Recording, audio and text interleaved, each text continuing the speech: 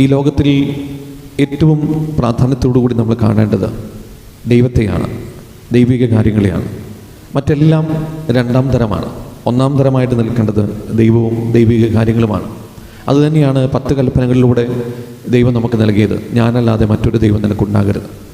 അപ്പോൾ ദൈവമായ ഈശോയെ നമ്മുടെ ജീവിതത്തിൻ്റെ നാഥനും നമ്മുടെ ജീവിതത്തിൻ്റെ നിയന്താവുമായിട്ട് നമ്മൾ സ്വീകരിക്കുമ്പോൾ അതിനപ്പുറത്തേക്ക് ഈശോയേക്കാൾ കൂടുതൽ സ്നേഹം കൊടുക്കുകയും അല്ലെങ്കിൽ ഈശോയേക്കാൾ കൂടുതൽ പ്രാധാന്യം കൊടുക്കുകയും ചെയ്യുന്ന എന്തും, അത് സമ്പത്താവാം, വ്യക്തികളാകാം, സ്ഥാനമാനങ്ങളാകാം, പേരുകളാകാം, അതെന്തും അത് ആത്മീയ ജീവിതത്തിന് നാശമാണ്.